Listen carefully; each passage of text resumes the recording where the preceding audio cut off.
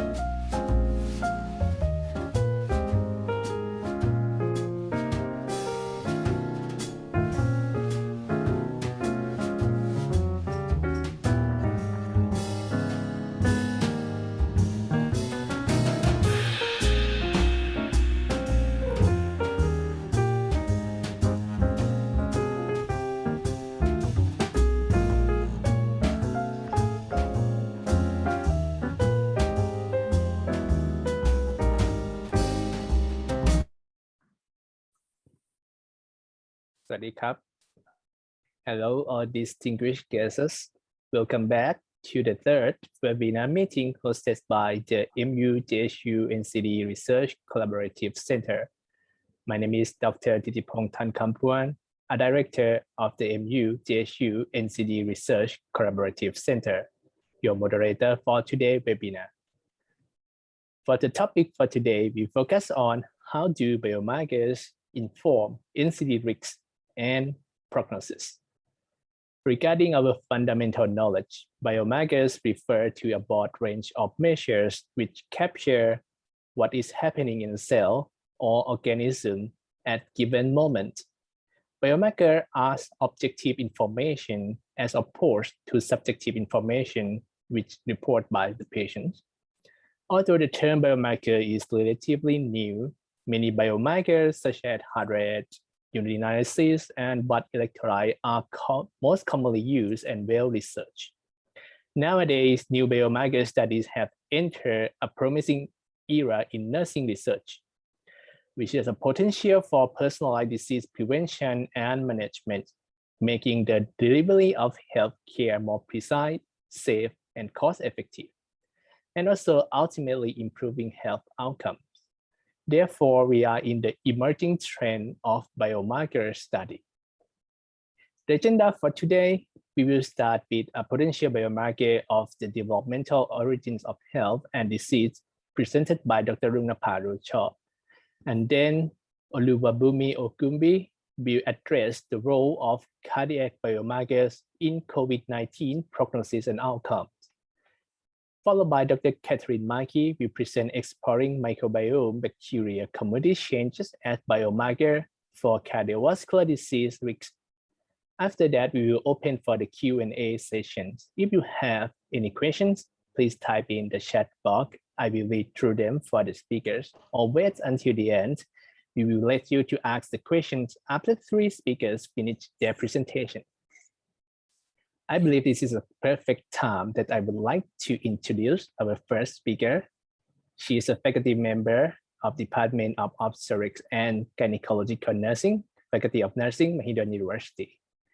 She earned her PhD at College of Nursing, University of Illinois at Chicago. Her research and publication mostly focus on biomarkers in pregnancy women.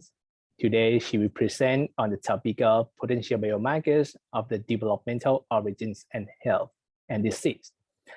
Please welcome Dr. Runaparo. Thank you very much, Dr. Thitipong, for introducing me, and thank you for all participants. Good evening and good morning for some of you from the USA. Thank you very much for joining at the very, very early time in the USA. Okay, so I'm going to start first.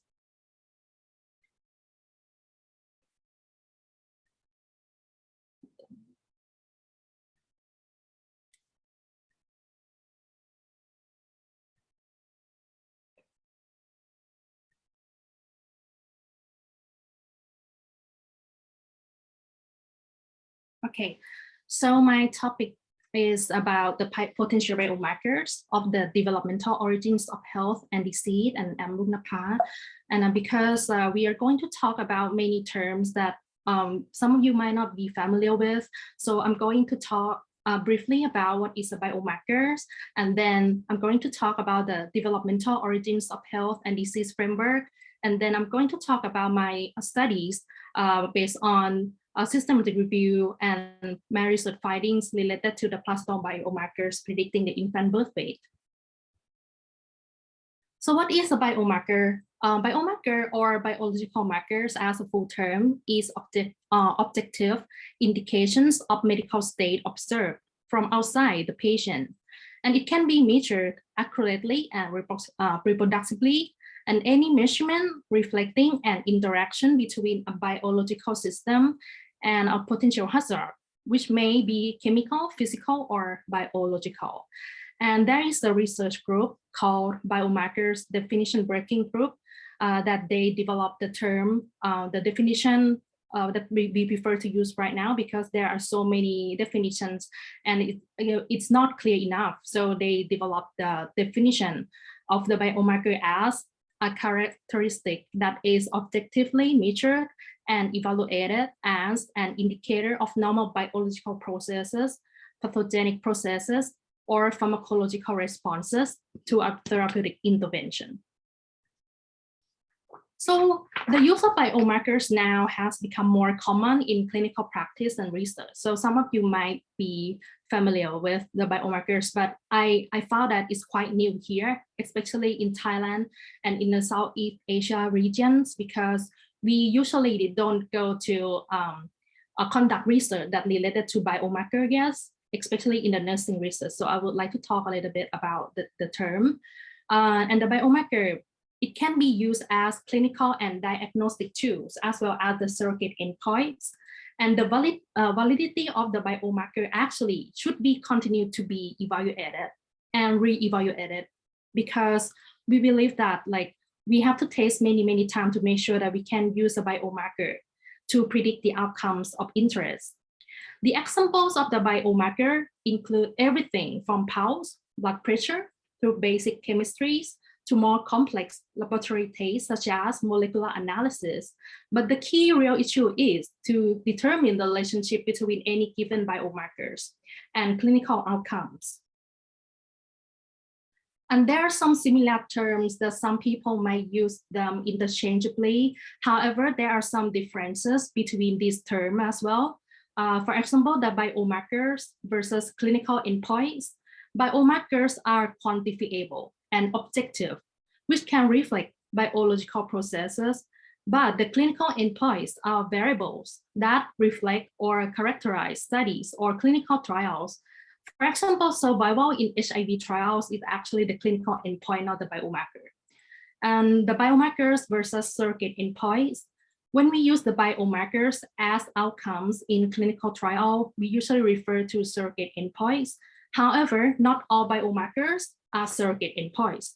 Only the solid one, the solid scientific evidence biomarkers that are correlated in clinical outcomes are considered as surrogate endpoints.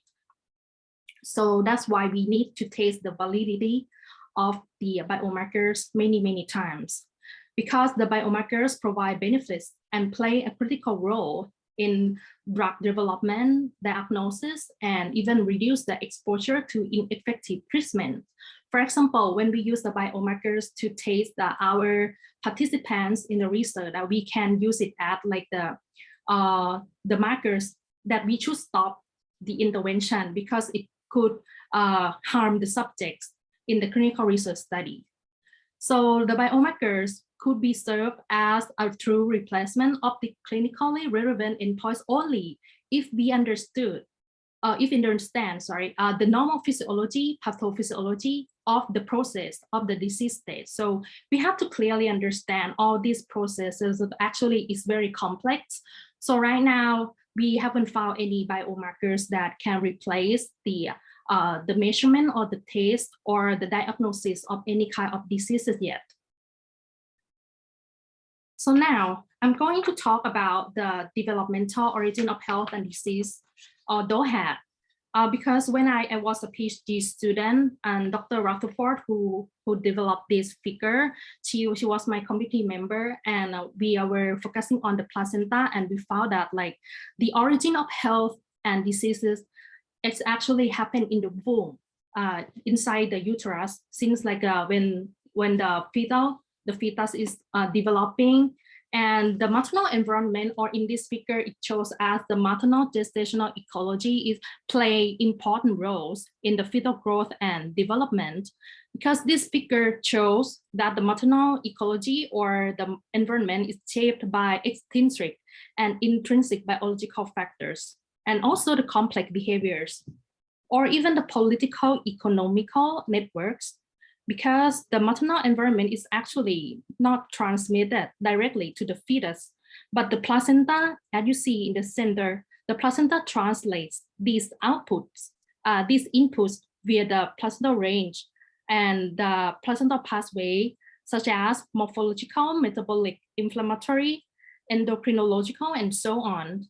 So maternal and intrauterine environment are actually implicated in the biological and cultural models of the embodiment of the health disparities, and that could be related to the developmental origins of health and disease, because this model could help to explain the developmental origins of health and diseases through the placental functions, and how the alterations of the maternal ecology or the environment and the intrauterine environment and placental functions can affect the fetal programming or fetal growth and development that could lead to the non-communicable diseases later in life, such as cardiovascular disease, obesity, diabetes, and cancer.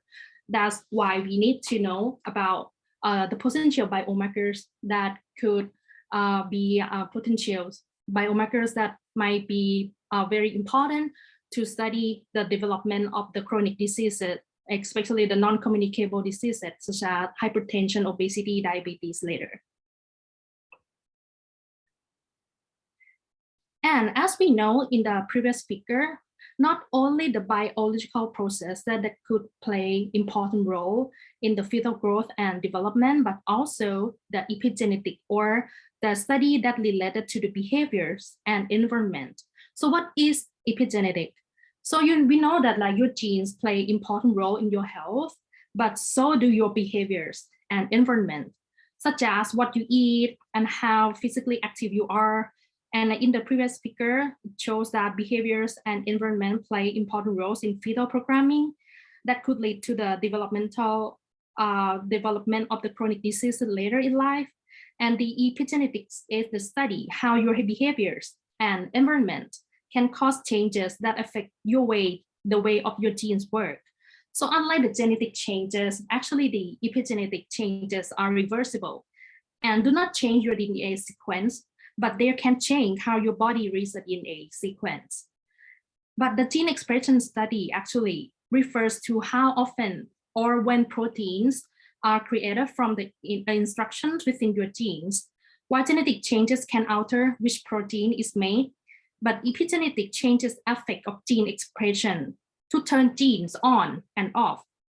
Since your environmental behaviors such as diet, exercise can result in epigenetic changes, so it's easy to see the connection between your genes, how your genes work, and your behaviors and environment through the epigenetic studies. So these concepts are related to the developmental origins of health and diseases, or DOHAD.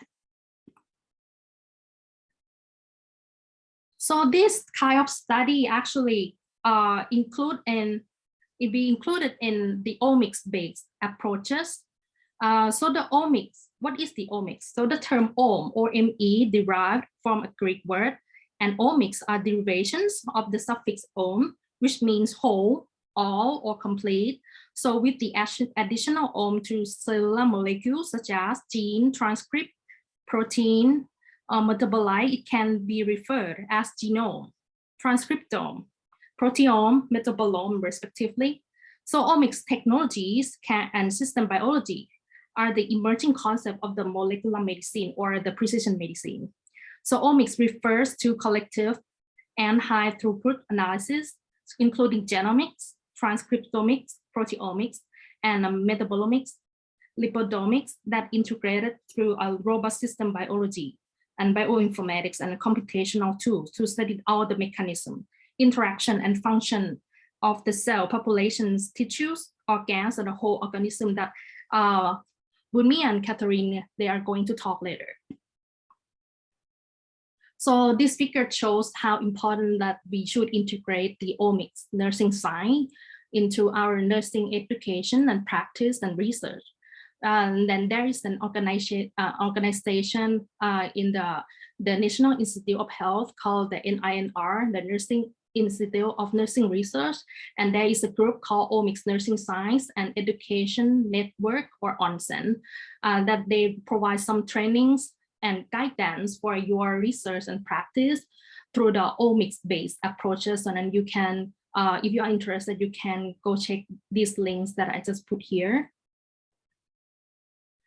And the omics-based approaches can lead you to develop some research studies and interventions that related to the developmental of health, or the developmental origins of health and diseases throughout the lifespan. Seems like inside the womb, or like since they are fetus, children, and later in life, that like when they are in adult period and older adults. So the throughout the lifespan.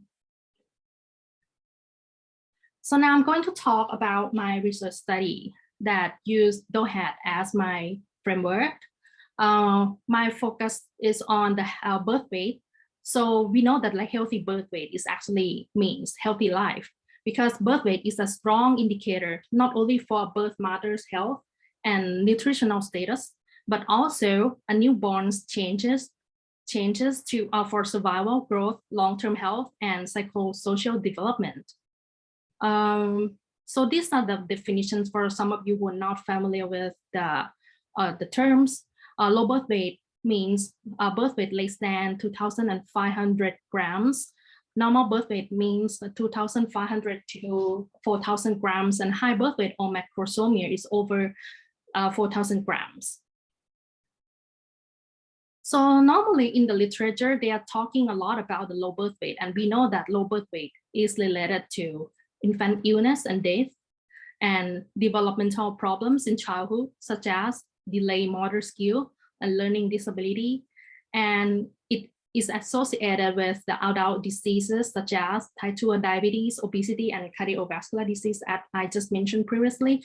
However, actually the macrosomia on the high birth weight actually increases risk of the adult disease to the same extent as low birth weight, because the relationship is actually the U-shaped curve.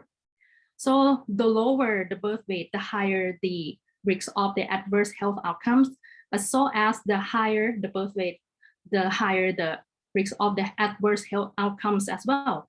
And this based on DOHAD framework and my research reviews and also my studies outcome. And this study in China, they show the same relationship as the U-shaped associations among birth weight and blood pressure. As you can see the figure, the birth weight is actually associated with the systolic blood pressure, and so as the diastolic blood pressure. So the lower the birth weight, the higher the blood pressure. And the higher the birth weight is also the higher the blood pressure as well, which means the children who were born low birth weight and high birth weight could be at higher risk to develop hypertension later in life. And this is from my systematic review of placental biomarkers, because I was focusing on the placenta, as I explained earlier in the previous speaker, that the placenta is actually translates the inputs of the maternal and intrauterine environment. So we can measure something that related to the placental functions when we are interested in some like birth outcomes and adverse health outcomes, such as preeclampsia and birth weight, for example. And in this systematic review, I found 14 potential placental biomarkers. And the most common one is actually placental growth factor, or PLGF. I found about 9 studies. And vascular endothelial growth factor A, VEGF-A, and soluble FMS-like tyrosine kinase 1. And this list actually, they belong to the same family. We call it as like vascular endothelial growth factor family. So the SFLT1 or soluble FMS-like tyrosine kinase 1 is actually a receptor of the vascular endothelial growth factor, for example. But the most two common is actually the placental growth factor and SFLT1. However, we cannot conclude that any biomarker is reliable predicting small gestational age infant, because, as I said, we need to evaluate and re-evaluate many times. And I found that like some study, they have the contradictory findings. So that's why I need to conduct the systematic review first in order to conduct my own research. And I found that 14 potential placental biomarkers that could be related to birth weight, but actually much more that perhaps like some study that is just too little, just 1 or 2 study, and I cannot include them into my systematic review because it's not reliable, and it's just too little, just too few study that they mention about some biomarkers. So we need to explore more and more in the future. So then later I developed my dissertation study because I was interested in birth weight, but no study has examined the relationships among the maternal weight, as we know that might play important roles in the fetal growth and development. So maternal weight means body mass index and gestational weight gain. And I was interested in the full range of birth weight because no study has examined this relationship with the full range of birth weight yet, because most study they just focus on low birth weight, and just only a few of them focus on high birth weight. So I was interested in measuring and studying like full range of birth weight. So the genes that I was interested in were these two, the vascular endothelial growth factor A, or VEGF-A, and the other one is the placental growth factor, or PLGF. And these two genes are actually related to the placental vascular development because these two genes are working as the they controlling the vascular development system in the placenta.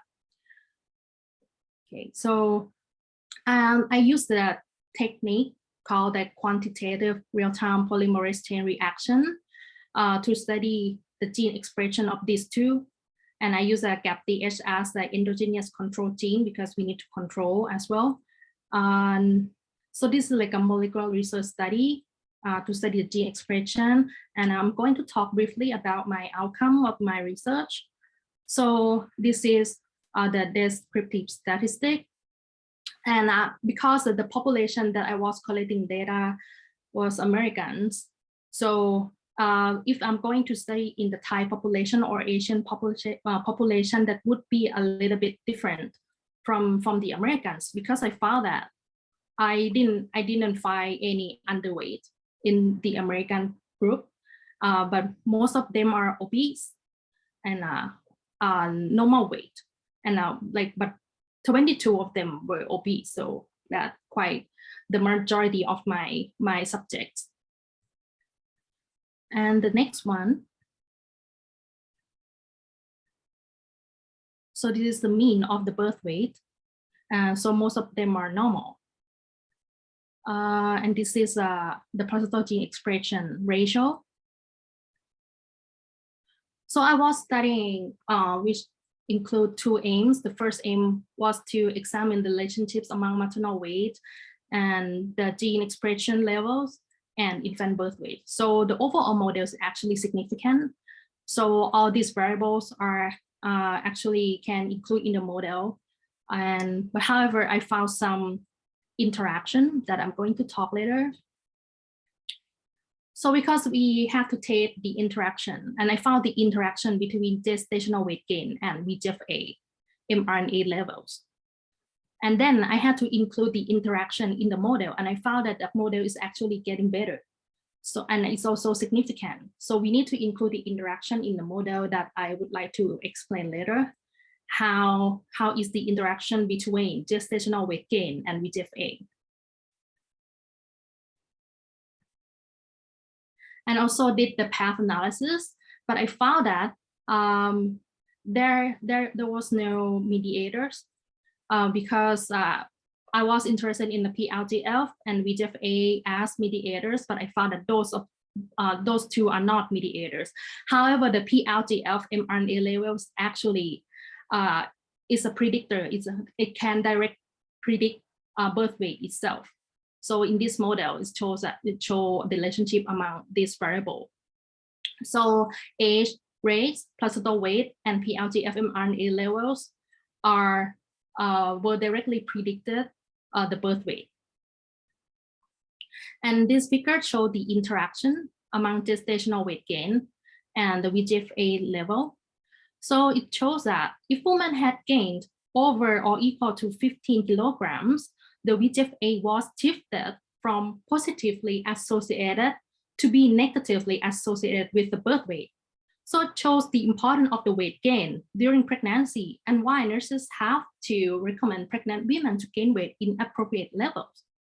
Because if they gain too much weight, it can change the gene expression and that could lead to some problems.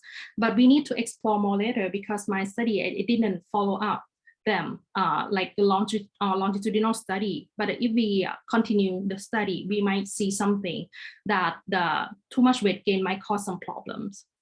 Because here's the main finding. And as I mentioned earlier, age, race, and placental weight and PLGF mRNA level had direct effects on birth weight. Even though the BMI did not predict infant birth weight directly, but BMI was associated with gestational weight gain. And the higher the BMI, the lower the gestational weight gain. As in this figure shows, because we believe that maternal obesity can cause to some problem, can lead to some problems like they can alter some pathways such as inflammatory pathway, metabolic pathway, and it could lead to some problem in our body, for example, like increasing inflammation and change the gene expression So that could link to my results of my dissertation that when the mother have the higher BMI or higher weight gain, that could lead to some problems because they might change and alter their inflammatory pathway. And that could lead to some problem to the fetal growth and development. And of course, when the babies have some problems since in the womb, if they're born low birth weight or high birth weight, and you know now that it could lead to some problem later in life because they could develop some chronic diseases. So this is my ongoing project now that I received a new researcher grant from Mahidol University, and I would love to explore more about the adverse pregnancy outcomes more than just birth weight now, but I'm interested in also preterm birth and preeclampsia. But I'm also focusing on the placental biomarkers still, but I also add stress hormones such as cortisol as well. But actually cortisol is related to the placental development, placental function too. And I include also physiological factors and psychological factors. So this is my diagram because I have two aims and I would like to measure both psychological and biological markers. So thank you very much for your attention. And next I would like to ask Buni to continue. Thank you very much. Okay. Thank you very much, Dr. Rushop. So Dr. Rushop is emphasized about a little bit of variety of definitions, and she concluded that the biomarker is objective measures as the indicator of the biological process. And she introduced the DOHAT model, which is the very interesting framework that focuses on the origin of life, health, and also the disease. That she believed that at the origin of life is very important, that particularly then develop to the NCD is the futures or not. And she also found in her literature review that the healthy birth weight is not only impact on the developed problems in children, but also the non-communicable disease in the futures, particularly the type 2 DM and the cardiovascular disease. And she ended with her interesting findings from her research, and she concluded that the gain weight should gain at the appropriate level, not too much and not too low. So thank you very much, Dr. Rushop, for the interesting findings. Okay, I would like to introduce our second speaker. She is a PhD candidate at the Johns Hopkins University School of Nursing. She obtained her Master in Public Health degree in epidemiology from Jackson State University, Mississippi. Her doctoral research focuses on assessing cardiovascular risks among African immigrants. And today she can present on the topic of the role of cardiobiomarkers in COVID-19 prognosis and outcomes. Please welcome Oluwabumi Ogunbi. You have the stage. Thank you very much. Hello, everyone. Thanks again for that wonderful presentation, for that wonderful introduction. My apologies. I am going to work on sharing my screen now.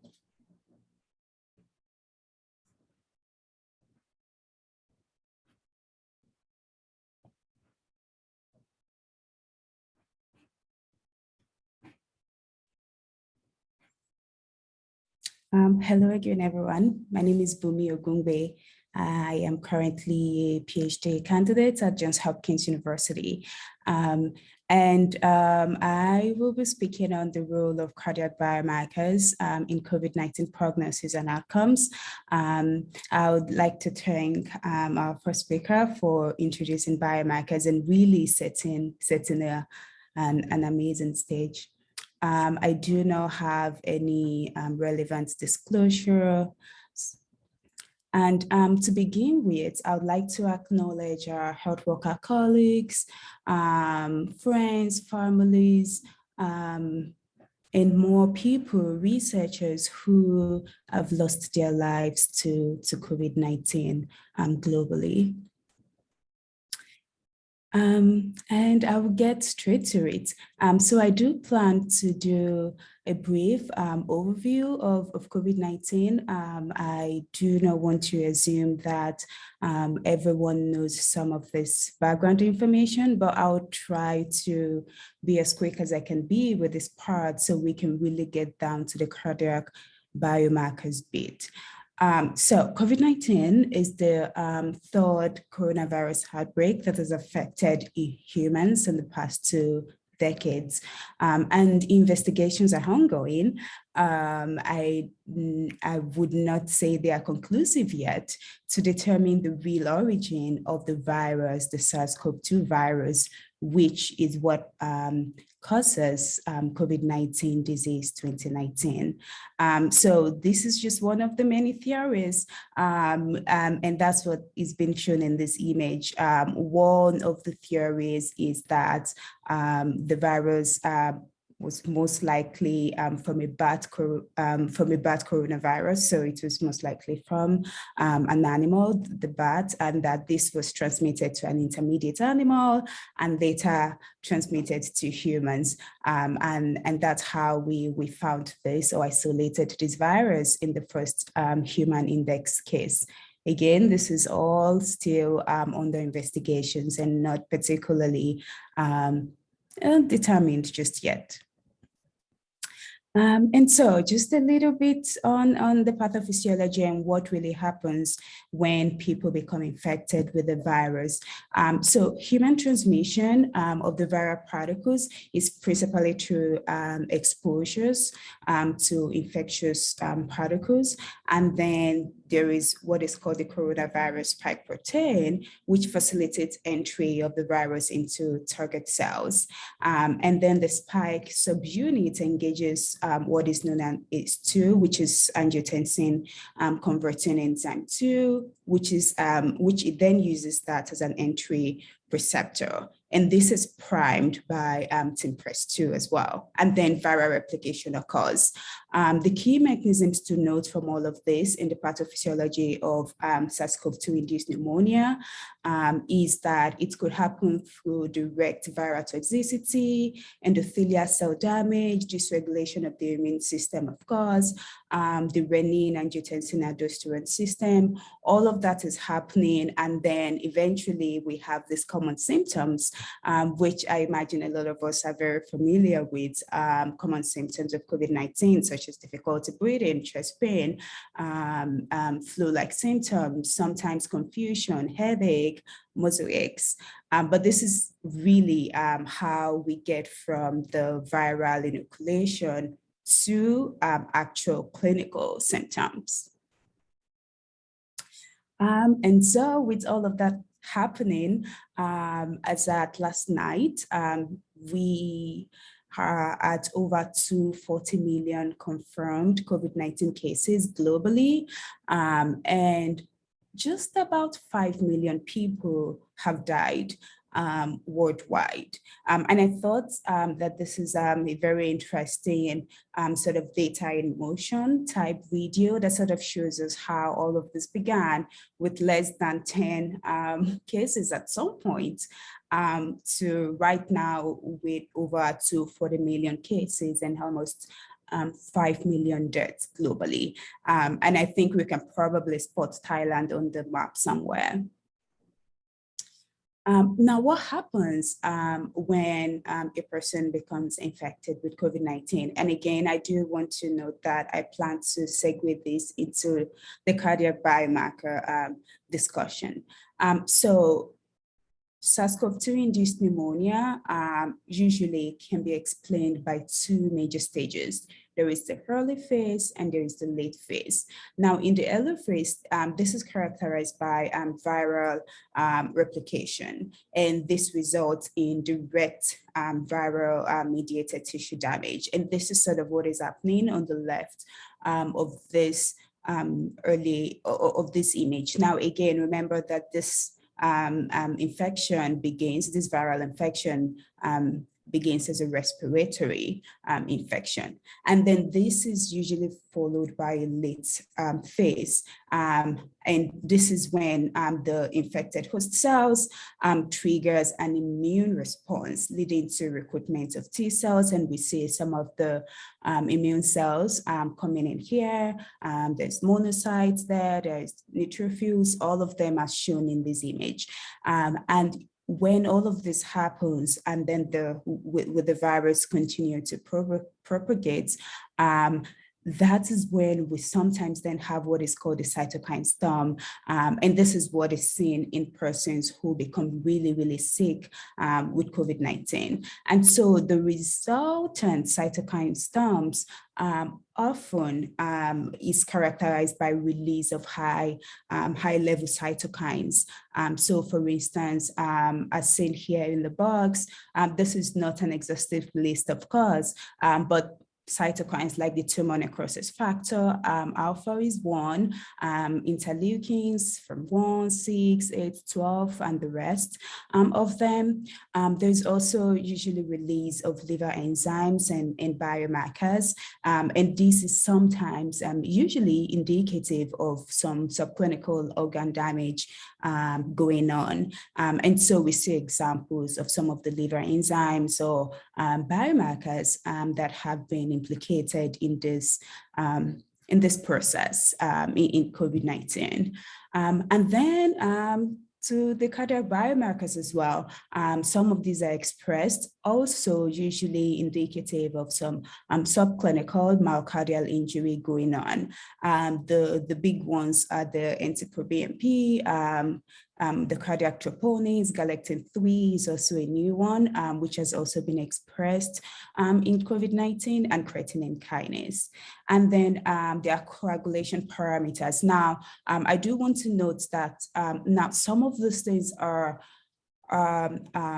sometimes, particularly D-dimer, they are part of normal fibrinolytic processes, and so are sometimes expressed in the body, but the problem is when they become much more elevated than they should be, and that is what we've been seeing as well in COVID-19. Okay, I do just want to take a pause here to appreciate some of the important cardiac biomarkers. Again, as I just said previously, the list on the previous slide is nowhere near exhaustive, but I do want to give us sort of an idea of where some of these biomarkers fall, what part of the heart is being injured when we see expression of these biomarkers. Now, just to take a step back to orient us again to what biomarkers are. They are usually proteins that we can objectively measure, and they do give us oftentimes an indication of a normal biologic process. Just like I was just saying, sometimes they are there in the body, they should be there within normal ranges, of course, but oftentimes they also give us an indication of a pathologic process going on, or even sometimes as a pharmacological response to an intervention, to a medication, for instance. For biomarkers of myocardial stretch, again, bear with me. I know it may take a little bit of time to orient your eyes to this image, but just to start with me, I'm just going to point out the most important ones. So BNP, which we already talked about, is usually indicative of myocardial stretch. So if there is a lot of volume in the ventricles and then they are under so much stress and they have to stress so much, these are some of the biomarkers that are expressed. The ones we currently use clinically is usually BNP, or in some cases NT-proBNP. There are some that do indicate some sort of remodeling going on with the cells, and here is a good list of some of those. Myocyte injury, which are some of the ones I'll be focusing on for the rest of this presentation, and because it's important and because these have very important significance clinically, are the troponins. So we do have troponin C, troponin I, which are the common ones, and then most recently, we now have what is called the high sensitivity troponin, which is a little bit more sensitive when we measure it. There's CKMB as well, and the rest of them. When there is oxidative stress, again, from the myocytes, we have the rest of these expressed as well. I'll move quickly to inflammation. Now, we do know that, of course, inflammation is not only restricted to the heart. There are several organs and several systems in the body that produces some of these biomarkers when there is an ongoing local or even in this case systemic inflammation. So C-reactive protein is one of those, not very specific to a particular organ, but it's one of the most common measures or biomarkers of inflammation. And we have other ones as well. And then there are the ones that are produced from the renin, angiotensin and aldosterone system. And that's what most of these are. So some of these are usually from the kidneys, some of them from the heart, and we have a good list right here. Okay, so now let's move quickly to biomarkers that have been found to be important in COVID-19 and why they've been important. So I'm going to throw out a little bit of numbers here so we understand sort of the magnitude of the expression of these biomarkers. So as I've expressed, there are certain circulating biomarkers that may reflect some pathophysiological process going on, and these have been reported in persons who have had COVID-19. So this also includes people who have had various forms of COVID-19. I'm talking from mild to moderate and to severe COVID-19, but a lot of these numbers are mostly applied to people who have been hospitalized, who have been sick enough to have been on hospital admission. So in the meta-analysis of over 10,000 patients, elevated NT-proBNP has been found or has been reported in up to almost half of patients. And again, remember, NT-proBNP is indicative of some myocardial stretch going on due to volume overload. And then for high sensitivity troponin, this has been, again, these are elevated levels, not just measurement of, not just normal plus elevated. These are elevated levels has been reported in up to 25%. For galactose-3, because it is a biomarker that isn't routinely, at least not yet, used in the clinical settings. It is used heavily in research, and it's only just moving from the bench, from research to clinical, to the clinical settings. We don't have a lot of information on that. For interleukin, this has been expressed, elevated levels has been reported in almost 70% of hospitalized patients. For D-dimer as well, abnormally elevated levels have been reported in up to 41% or 42% of hospitalized patients. And C-reactive protein, which we just talked about a little bit, again, it's a measure of systemic inflammation. So we wouldn't really say in this case that it is only specific to the heart, has been reported in up to 75% of patients. Okay, so I am going to briefly discuss a meta-analysis, a very similar meta-analysis that I worked on, and I sort of pulled data from studies that have measured these biomarkers, mostly in hospitalized patients. This is a meta-analysis of over 41,000 hospitalized patients. And so the question was what the pooled strength of association was between biomarkers and myocardial injury, coagulation, and inflammation as well in people who have had severe COVID-19 and unfortunately in people who have died. Again, this is all in hospitalized patients. So we ended up, after all of the initial search, for those of us who are familiar with the systematic review process, we ended up with 62 articles, which we thought were really high quality articles, and they have the type of information that we needed to conduct this meta-analysis.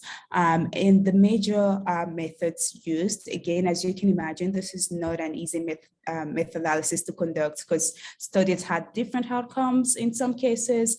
And so we had to pull numbers separately. We had to pull odds ratios separately from hazard ratios, and all of them with their respective 95% confidence intervals. And we had to pull for outcomes separately. So odds ratios associated with death separately, or hazards of death separately from odds of severe disease or even death in some cases. We used an inverse variance weighted random effects model because we couldn't use a fixed model, as some of us can imagine. And then we also calculated meta-analysis of proportions. So we thought that it would be good to also pull the proportions of persons who have been hospitalized with COVID-19 who have some underlying comorbidities or the other. And I will get more into this as we go on. But I do want to say that that point is quite important because, as we may remember, at the very early stages of the pandemic, we sort of got to know that persons who have underlying comorbidities, so I'm talking people who have hypertension or diabetes or some form of heart disease or any other disease at all, may be more likely to have severe forms of the infection. And so I'm just going to do a very quick run through of some of the results. I'm just going to highlight the major ones so we don't get bogged down with a lot of these numbers. For troponin, which in this case was the major biomarker of myocardial injury, again, remember this is expressed when there is some sort of assault to the heart muscles, and then some of the myocytes, the cells of the heart muscles die, and then we have a release of troponin. Just to give a little bit of a background, this was found in the pooled analysis that we conducted. The odds were 1.76.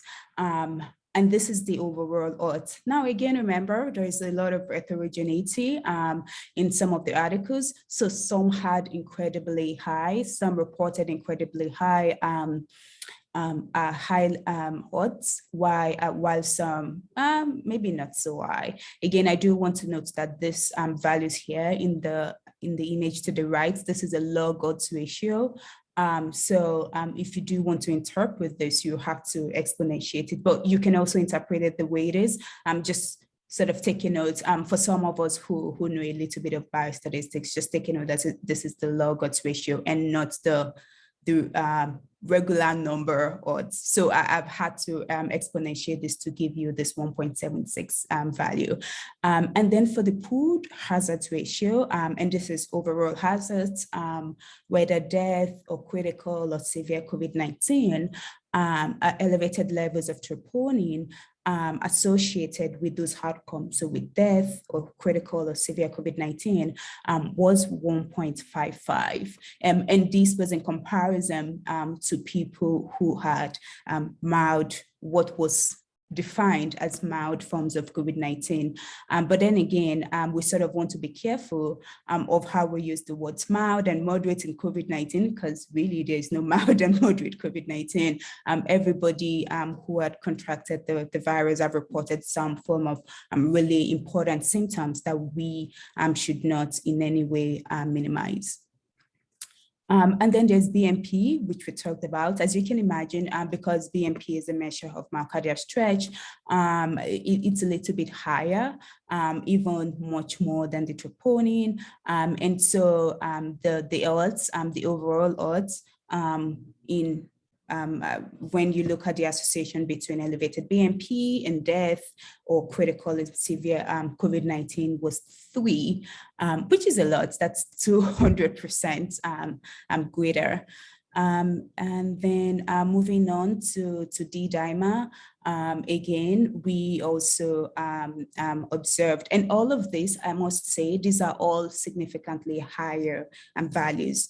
So these values are showing us that persons who had severe forms of COVID-19 or persons who died had a really, really significantly higher odds or hazards, as the case may be, of dying as a result. So again, this is to highlight why it's important that we are even talking about biomarkers in the first place, and what insights we can derive from biomarkers in terms of COVID-19 prognosis and even outcomes. And again, as I'll probably get to it, what this means for what we now call post-acute sequela of COVID-19 or long COVID, as some people prefer. So I do want to go over quickly the proportions of people who had like some underlying comorbidities and what that means. Again, this is from the same meta-analysis, and then we put together the reported prevalence of hypertension, which is the first one, in persons who have been hospitalized with COVID-19, and we found that 39% of people who were hospitalized for COVID-19 in the studies that we reviewed have been previously diagnosed with hypertension. So these are all previous diagnoses. This is not new diagnosis. And then for diabetes, we did find that about 21% is the proportion of 21% of people who have diabetes, of people who have been hospitalized with COVID-19 had pre-diagnosed diabetes. And for coronary artery disease, we found this to be 13%. Now, these are all big values, as you can imagine, because remember, we're talking for the 1,000 hospitalized patients, which was the total pooled sample that we used for this meta-analysis. And I just put in here so we can sort of interpret this, because I only just gave you the proportion, so just the prevalence numbers. But how about, what does this mean? So another very similar meta-analysis sort of reported the odds of pre-existing CVD and what this means for COVID-19 outcomes in terms of severe forms of COVID-19 when people had to be put on mechanical ventilation and even all-cause mortality. I do want to draw your attention to the numbers for all-cause mortality and what this means. So to interpret this, it means that the odds of, among persons who have pre-existing CVD, the odds of death is as high as 11.08. That, again, for those of us who know a bit of stats, that number is very high. And that just goes to show you what people have had to grapple with and what people are grappling with, particularly people who have some form of underlying disease. So I'll try to move on quickly, nearing the end here. So I do want to again bring back our attention to what happens with these cardiac biomarkers and COVID-19. How do we get from COVID-19 to expression of these biomarkers? And just to give you just a little bit of information on the underlying mechanism. So from what we know so far, cardiovascular involvement in COVID-19 is usually dependent. Now, this is, again, a lot of this is still ongoing research, but from what we know right now, it usually depends on the extent of the viral inoculum. So how much of the viral particles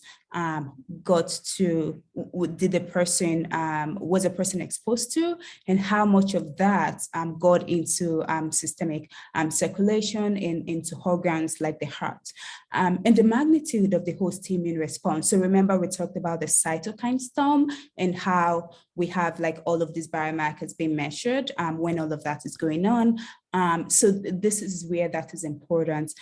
Sometimes when there's just a dysregulation of the host immune systems, then we have all of this happening. And I sort of tried to represent some of this in the image right here.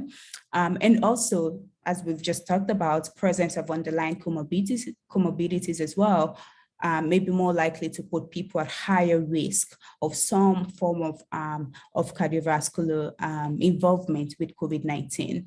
And again, these have been sort of divided, like the pathophysiology of it has been divided into direct, which is sort of when the virus itself gets to the myocytes. So that's sort of a direct assault. But we are more, we think the indirect mechanism is really what is at play here. So when there is the oxygen supply demand mismatch, inflammation, which we've sort of talked about, and endothelial activation and microvascular thrombosis. This last point is very important because as we learn more, it looks as if the damages done to other organs as a result of this infection is mostly done to the microvascular structures that we have in those organs. All right, this is sort of just a recap of some of the things I just talked about. So thinking about how sometimes it's a direct assault from the virus itself.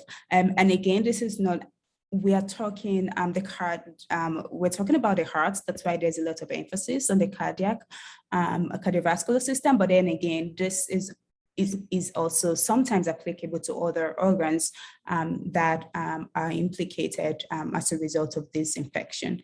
So there's the direct and then there is the indirect injury.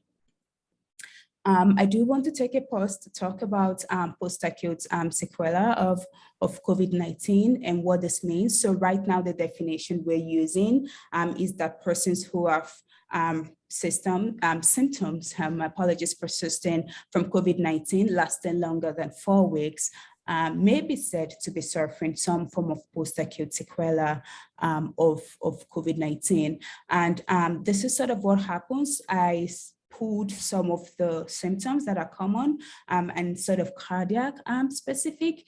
There's a much more longer list from each of the systems. And again, this from what we know so far, the symptoms have been said to last longer than 6 months, and even a year, and even over a year in some people. So this is important, and this is sort of why one of the key points I want us to take away, because COVID-19 outcomes are not just a death or severe disease or some form of complications as a result of ICU admission or other very intensive interventions. Even people who have not been hospitalized continue to report persistent symptoms, and we don't know enough to be able to properly care for people, and that's why we're doing this research. So, okay, Bumi, can you make like a brief so we have like very limited of time? Can you just go to conclusion? Thank you. Oh yes, thank you very much for telling me that. I am just going to move through this. These are some of the things I've talked about in different ways. So moving on. And I guess I'll stop here. These are some of the things that nurses have been doing and can continue to do to help mitigate the impact of COVID-19. And I also just wanted to show where my research is in this area and what I've been doing. And thank you very much. Okay, thank you very much, Bumi. So Bumi will stay with us until the end for the Q&A. So if you have any questions, please type in the chat box. Thank you very much, Bumi. Okay, so let's move to our last speaker. She is a postdoctoral researcher at National Institute of Health, or the NIH, and adjunct clinical instructor at College of Nursing, University of Illinois at Chicago, where she earned her PhD. She's interested in genetics and epigenetic research, and her research and publication mostly focus on the biomicrobiome studies, specifically to the gut microbiome. So today she's gonna present on the topic of the exploring microbiome bacterial community changes as biomarker for the cardiovascular disease. Please welcome Dr. Catherine Maki. Thank you so much for the introduction, and I will share my screen here. Okay, and can you see the screen okay? So my name is Catherine Mackey, and I am a postdoctoral fellow at the NIH Clinical Center, and I'm in the Department of Biobehavioral and Health Disparities branch. And so today I'm going to be discussing exploring microbiome bacterial community changes as biomarkers for cardiovascular disease risk. So just a quick outline, I'm going to start by talking about how the study of the microbiome and genomics research is really relevant for nursing research. Overview of the microbiome and metabolome, since this might be some new concepts to some people. And then I'm going to discuss my preclinical research that I did for my dissertation study, which examined the responses of the gut microbiome and cardiovascular system to sleep disruption in rats. And then finished with some translational research I'm currently working on in my postdoc, looking at the gut microbiome and the gut-brain axis in patients with alcohol use disorder. And so nursing has always taken into consideration how bacteria might affect an individual in terms of outcomes, diseases, and infections. For example, if a patient develops a fever in the hospital, we culture to identify the exact bacteria needed to treat the infection. We know from the relationship between bacterial infection and sepsis, how bacteria can have powerful effects on human physiology. And so now we're shifting and expanding our understanding from just infection and how bacteria can be bad to the complex interplay between bacteria and humans and how these relationships impact and contribute to health and disease. And so as nurse scientists, we receive both clinical and research training. And so we are really well posed to understand the clinical significance of microbiome community differences and how they can potentially impact patient care and outcomes. And so again, as nurses, we're trained to evaluate all the different aspects of the patient using a holistic lens. So for example, in the theory of unpleasant symptoms, which is a nursing theory used to guide research, psychological and environmental factors are really important when using nursing models to guide research study design. But physiologic factors are also a backbone of these models.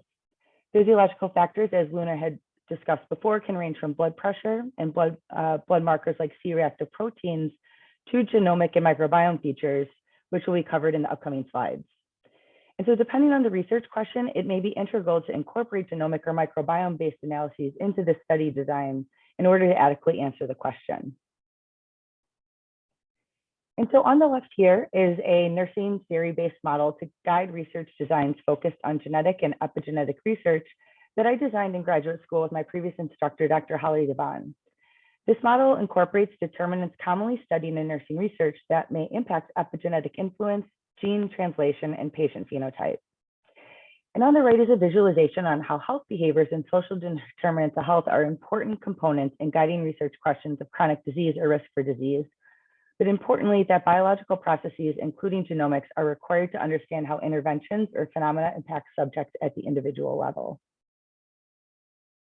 And furthermore, quantification of biological processes or biomarkers such as microbiome features or metabolites are important to understand individual risk factors or responses to disease, specific features that may be associated with symptoms of disease, or even an individual's response to an intervention over time. And so here I wanted to provide examples of several labs in which nurse scientists are directly involved in either leading the genomics and or microbiome research protocol, or our main contributors using their expertise in the study of the microbiome and genomics. And so on the left in teal are intramural NIH investigators who study genomics in the microbiome, including Dr. Gwen Wallen from the NIH Clinical Center, Dr. Polly Joseph from NIAAA, and Dr. Leo Saligan from NINR. And on the right and in the center in green are extramural nurse researchers who have expertise in genomics and the microbiome, ranging from preterm birth, which we heard about earlier today, to transplant outcomes using both preclinical and translational research designs. And so now I'm going to switch gears to provide an overview and introduction to the concepts of the microbiome and the metabolome and how they're related to health and disease. And so the microbiota are the bacteria that live in and on the human body, while the microbiome is the collection of these bacteria and their genetic information. And while many studies have been performed on the gut microbiome or the bacteria that live in the large intestine of the animals and humans, there are other microbial populations across different body sites that have exciting potential to impact human health and physiology. These additional body sites that house microbiome bacterial communities include the skin, nose, vagina, and several sites in the mouth, such as the tongue dorsum, gingiva, and saliva. Importantly, these bacterial communities and characteristics across these body sites differ substantially due to varying environmental conditions, surfaces for growth, and exposures. So many studies have now linked the microbiome to important physiological functions, including fermentation of complex carbohydrates to produce metabolites, priming and communication with the immune system, and mucus production, to name a few. Through maintenance and integrity of the gut barrier, production of short-chain fatty acids, and inflammation reduction, the bacterial-dependent processes of the gut microbiome are vital for human health. And while the coordinated efforts of microbiome bacteria are disrupted through stressors, changes in diet, or environmental exposures, this can cause a breakdown in physiological processes and lead to an increased risk of disease. And so understanding who is there in the bacterial communities of the microbiome by amplifying DNA in a sample is important. The presence or absence of bacterial DNA does not give insight into the status or activity of that cell. And this is because DNA can be quantified whether or not a cell is alive or dead or metabolically active. Furthermore, multiple bacteria ferment similar metabolites to preserve the stability of metabolic pathways. Therefore, metabolomics allows researchers to evaluate and quantify the metabolites produced by the microbiome instead of inferring the functional output from the bacterial communities in the gut. This allows us to move from just who is there in terms of the bacteria to what are they doing when referring to the bacteria of the microbiome. And so metabolomics can be used to measure signaling metabolites such as short-chain fatty acids previously mentioned. Short-chain fatty acids are involved with a number of beneficial processes, both locally, like on the right, where butyrate contributes to gut health by maintaining the mucus layer of the gut, but also systemic processes such as blood pressure regulation through G protein coupled receptors in the body. And bacteria in the gut microbiome and metabolites produced by the microbiome have been associated with an increased risk of cardiovascular disease. And one classic example is TMAO, where trimethylene, or TMA, is produced by the gut microbiota when dietary nutrients like choline and carnitine are ingested. TMA is oxidized to TMAO, hence the O, in the liver, and is associated with endothelial activation, accelerated atherosclerosis, and increased risk for cardiovascular disease. There are also microbiome signatures in obesity and diabetes that may lead to increased risk for cardiovascular disease through inflammatory and oxidative mechanisms. Although we have come a long way in the field, many of the current studies are still exploratory, and therefore mechanistic and intervention research will continue to reveal the important roles the microbiome has for cardiovascular risk and disease. And again, so as many of the mechanisms underlying how altered sleep may impact the gut microbiome were not known, I worked with Dr. Anne Fink, an expert in preclinical models of sleep and cardiovascular physiology, and Dr. Stephen Green, a sequencing and microbiome analysis expert, for my dissertation research at the University of Illinois at Chicago. The hypothesis of my research was that sleep fragmentation in rats affects two systems: sleep in the microbiome, which then leads to increases in blood pressure that causes an increased cardiovascular disease risk. And so for this research, I implanted two telemetry transmitters to continuously measure sleep, blood pressure, and heart rate. For a model of altered sleep, sleep was fragmented by a specialized mechanical cage, as you can see over here in the top left, where a bar continuously swept the bottom of the cage to interrupt sleep. Sleep was fragmented over 28 days for 8 hours during the day, as rodents are nocturnal and the daytime is their usual time to sleep. And control animals were in the same cage, but the cage was never activated. Fecal samples were collected at baseline, over 28 days of intervention, and then over 7 days of recovery. Additional fecal samples were collected at the end of baseline, intervention, and recovery for metabolomics analysis. And so, although it's not shown here just for time's sake, sleep fragmentation did cause global changes in the gut microbiome that were most pronounced during the mid-sleep fragmentation period, which is days 6 to 13 of the intervention. And since I saw these global bacterial community shifts in response to disrupted sleep, I wanted to evaluate which bacterial taxa were driving these changes, and if any changes were clinically significant in the context of my research questions. And so there were several bacteria that were different in the intervention animals versus controls that were associated with short chain fatty acid production. And so as you can see, the bacteria with the B next to them is butyrate associated bacteria, and the A is acetate associated bacteria, which are both short chain fatty acids. And at mid-sleep fragmentation, 3 bacteria associated with butyrate production were reduced, with the most noticeable decrease being Eubacterium ruminatum, which had an effect of negative 7.34 versus the control animals. And so next is I wanted to understand the possible links between changes in the gut microbiota bacterial community and blood pressure. I grouped the total relative abundance of all short chain fatty acid and succinate producing bacteria in each sample. And so mixed regression models were run to determine links between total abundance of grouped metabolite producing bacteria and systolic and diastolic blood pressure. And these coefficients represent a change in blood pressure outcome, or 1 millimeter of mercury per 1% bacterial relative abundance increase. And so putative acetate producing bacteria had a modest association with an increase in systolic blood pressure. And there were also lower fecal acetate metabolite levels in sleep fragmented animals versus controls in the recovery period, although these differences were not statistically significant, likely due to the smaller sample size due to the cost of this analysis. But most notably, grouped succinate producing bacteria had a significant negative association with both systolic and diastolic blood pressure.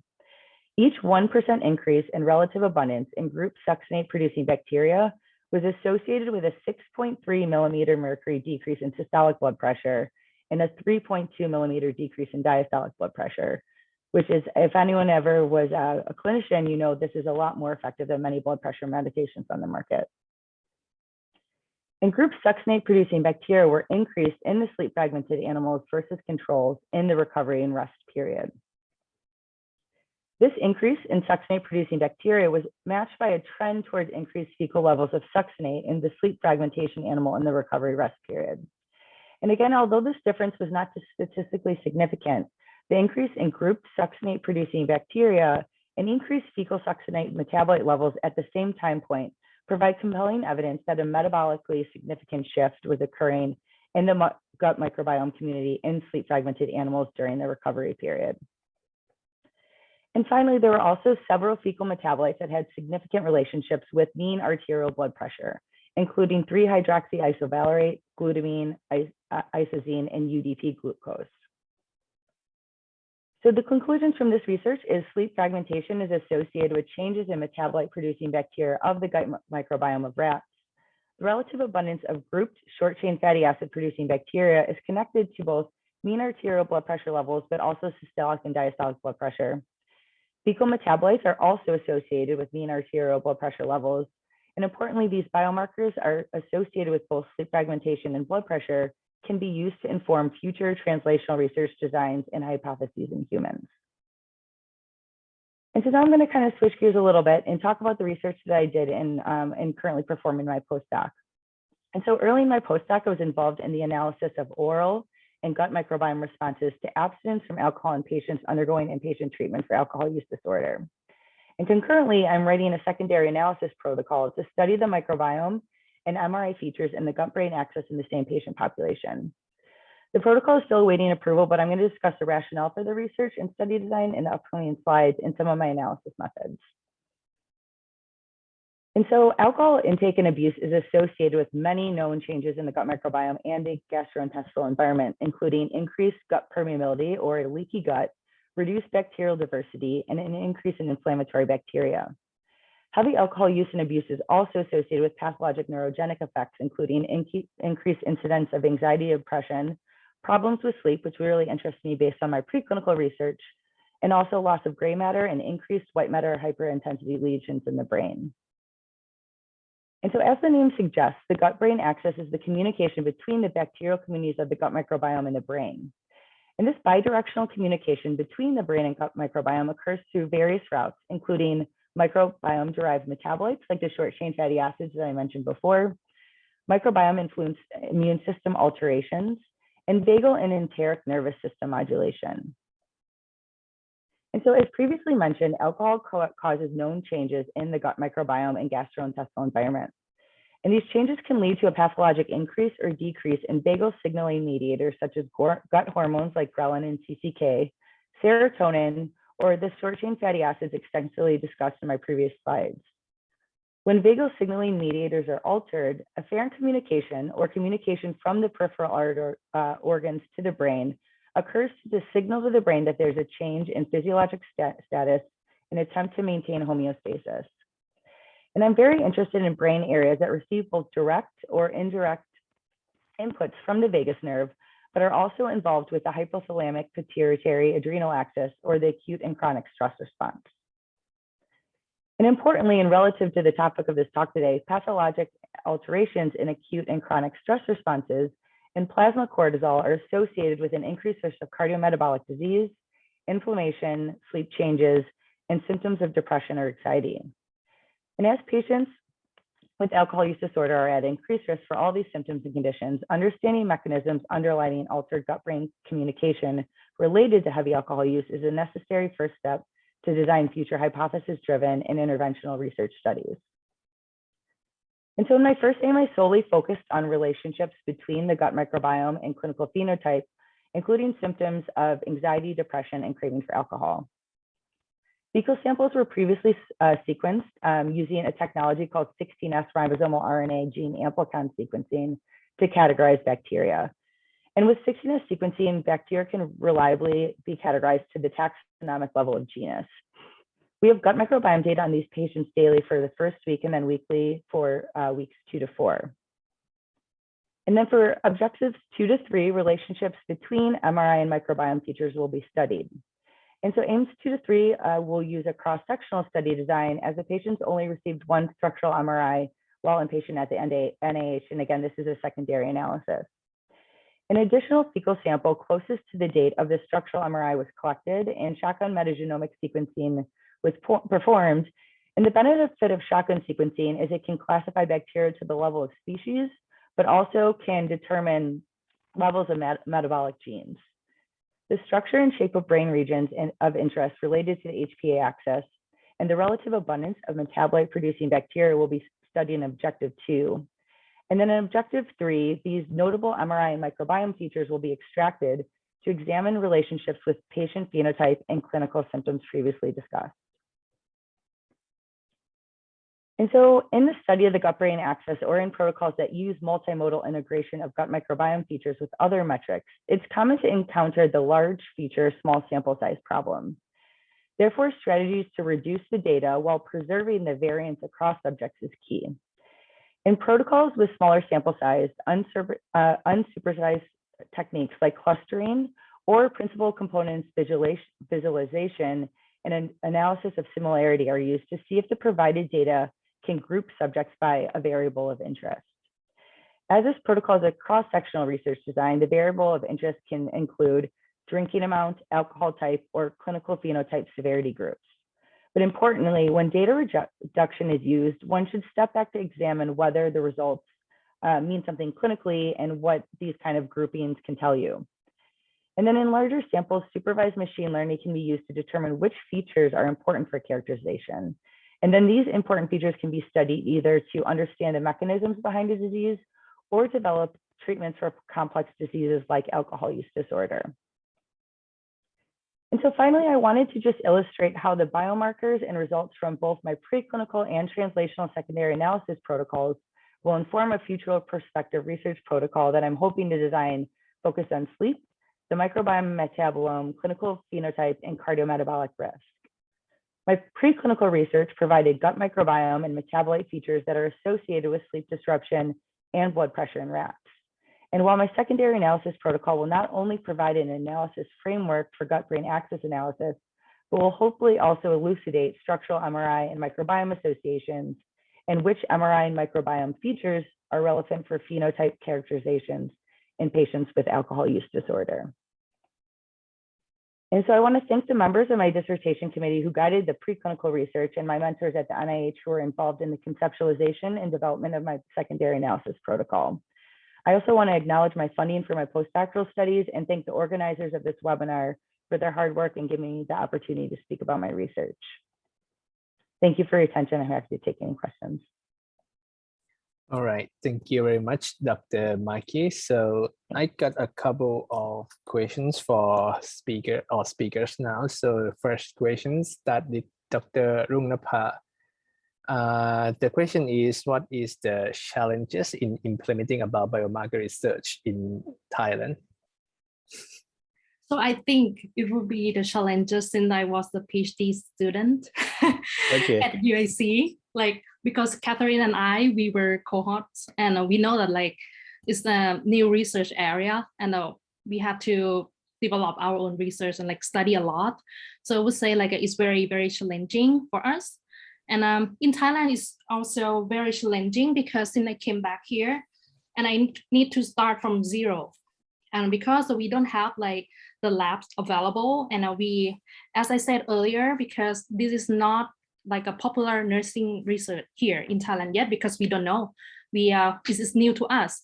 So I need to find like connections and collaborations with a lot of people. So this is like very, very challenging for me. And anyway, I would love to continue my own research, like since I think it's very interesting as, like this is a new area and we should explore, and this is an opportunities for all nurses to conduct research in this area too, biomarkers, because the biological research is also part of nursing, right? So that's what I'm thinking. And yeah, it's still challenging, but yeah, keep going. Thank you. Okay, thank you very much, Dr. Rungnapha. And next question is for Bhumi. So after we know that we have know a little bit background about cardiac markers, that what is the intervention that we can implement in nursing field to extend what we know from your meta-analysis? Thank you very much for that question. I'll point out one of the challenges. Now, for a lot of these biomarkers, usually there has to be some form of indication to measure them. A lot of them are no biomarkers that a physician or a provider will order outpatient or for some sort of diagnostic as part of the diagnostic process.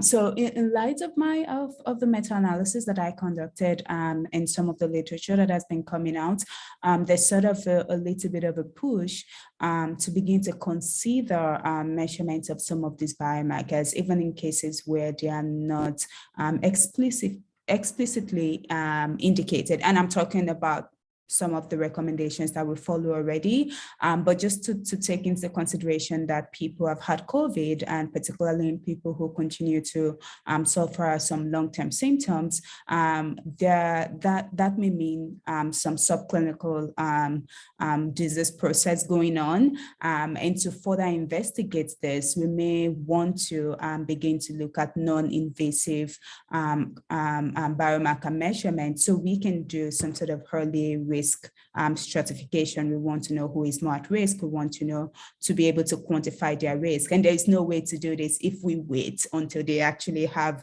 an MI before we measure their troponin levels. Again, this is not a given. This is just one of the many answers to that particular question. I'm sure there are a lot more answers in the literature. It's a rapidly evolving space. All right. Thank you very much, Bhumi. And I think we can have one for last question for Catherine. So this is a very interesting question, that do we need to implement some study in animals first before going into the humans, in your opinion? That's a very good question. And it's hard because I think it just kind of depends on where the state of the science is and the knowledge. So for me, we really didn't know a lot about sleep and blood pressure in relation to the gut microbiome. So we really wanted to kind of control everything, because the microbiome is influenced by diet, it's influenced by your environment, it's even influenced if you have a pet at home. So there's so many things that can affect the bacterial communities of the gut.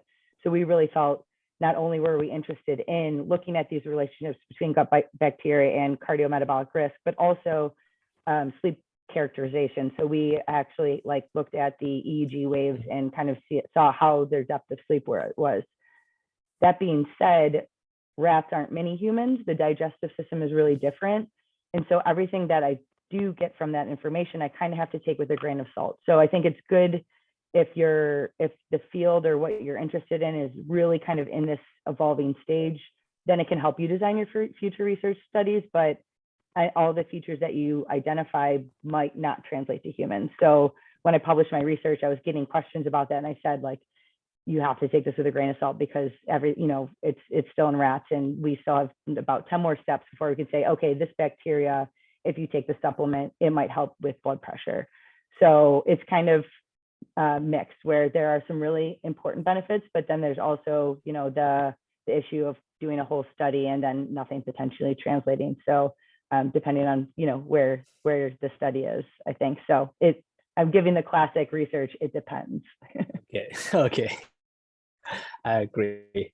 So thank you very much. I think this is the time that on behalf of the MU JSU NCD Research Collaborative Center, I would like to thank you, Dr. Rungnapha Ruchop, Olabuba Bumi Ongkumbi, and also Dr. Catherine Maki for your kind participation for today's webinar. This is very wonderful. Thank you very much. Okay, everyone, before I close this webinar meeting, I have two special announcements. First, I would like to inform our guests about our next webinar, the fourth webinar meetings. We have the topic of the palliative care in non-malignant patients. Will be held on November 30, 2021. So at 6 p.m. Thailand local time. So please be informed that we will move 1 hour earlier from 7 p.m. to 6 p.m. in Thailand local time. We have 3 speakers. The first speaker is Professor Patricia Davison, Vice Chancellor and Principal, University of Wollongong, Australia. Second speaker, Dr. Patranut Witunsgun from Faculty of Nursing, Mahidol University. And last speaker, Professor Jane Phillips from Faculty of Health, School of Nursing, Queensland University of Technology at Australia as well. And the second announcement that we also have the international conference in the title of Challenges in NCD Management to Achieve SDG in COVID-19 Era and Beyond. So which will be held through Zoom cloud meeting from January 10 to 11 next year, 2022. So this is the international conference that I would like all of you to join.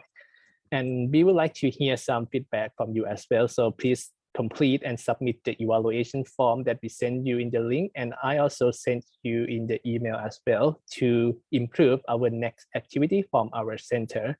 So please stay tuned. We have a short clip, 2 minutes to promote our next international conference. So you feel free to leave, but I would like all of you to watch the 2-minute clip. So thank you very much for joining us today. Have a great day and great night. See you again next time. ขอบคุณครับ